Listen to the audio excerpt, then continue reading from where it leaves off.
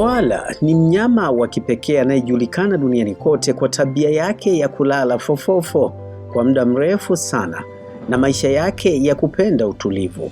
Ni mnyama wa kundi la marsupio, yaani hubeba mtoto wake ndani ya mfuko tumboni kama vile kangaroo.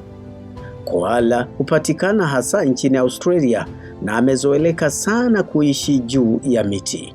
Na hii ni TriGen Media. Koala jike huwa na mimba ya muda mfupi sana, takriban siku 33 hadi 35, karibia mwezi mmoja tu. Ukubwa wake ni kama vile sungura. Baada ya muda huo wa siku 33 hadi 35 za mimba, mtoto wa koala huzaliwa akiwa mdogo kupita kiasi, akiwa hana manyoya, macho wala masikio.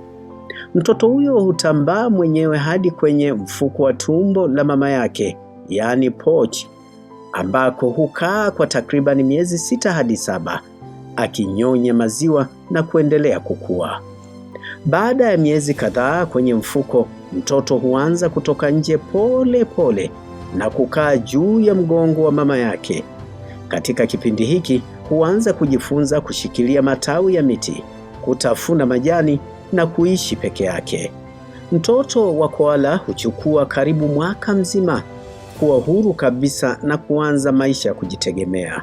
Koala hula karibu majani ya mti wa jamii ya mikaratusi pekee. Haya majani yana sumu kwa wanyama wengine, lakini yana virutubisho vichache na ni magumu kumeng'enywa tumboni. Koala ana mfumo maalum wa mmeng'enyo wa chakula chake unaowezesha kuyavumilia pia majani haya, huweza kuyamudu kutokana na sumu zake. Kwa siku anaweza kula hadi kilo 1 ya majani hayo. Lakini kwa nini koala analala sana? Usingizi ule ambao tungeuita usingizi wa pono. Koala huyu hulala kwa sababu ya ulaji wa majani ya miti ya jamii ya mikaratusi, yaani nishati kidogo imo humo, hivyo mwili huamua kuokoa nguvu zake. Mmeng'enyo wa chakula anachokula huchukua muda mrefu, na kitendo cha kulala humsaidia pia kuepuka joto kali. Koala hulala takriban saa 18 hadi 22 kwa siku, si haba, hivyo kumfanya kuwa mnyama anayelala muda mrefu zaidi kuliko wote duniani. Kwa kawaida koala huishi miaka 10 hadi 12 kama atakuwa porini, lakini akiwa kwenye hifadhi au mazingira yanayolindwa vizuri huishi hadi miaka 15, akifikisha miaka 18 huko. Magonjwa, ukame, moto wa misitu na upungufu wa chakula huathiri muda wao wa kuishi porini. Kwa upande wa mapenzi, koala dume hutumia sauti nzito na kubwa kumvutia jike wakati wa msimu wa kupandana ambao mara nyingi huwa mwezi Septemba hadi Machi. Jike huzaa mtoto mmoja tu kwa mwaka, hali inayofanya ongezeko lao kutokuwa kubwa kama wanyama wengi. Kwa sasa koala wanakabiliwa na hatari nyingi, ikiwemo uharibifu wa misitu,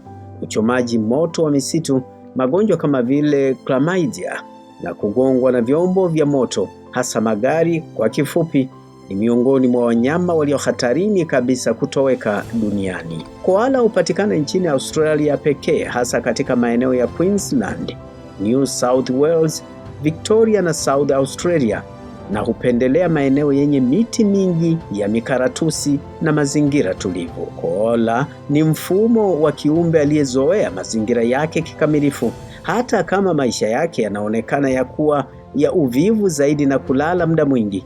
Usingizi wake mwingi si uvivu, bali ni mkakati wa kuishi. Hata hivyo, bila ulinzi wa mazingira na misitu, mnyama huyu wa kipekee anaweza kupotea kabisa siku za usoni. Tumlinde koala, tulinde mazingira yake ili asitoweke duniani. Na hii ni TriGen Media.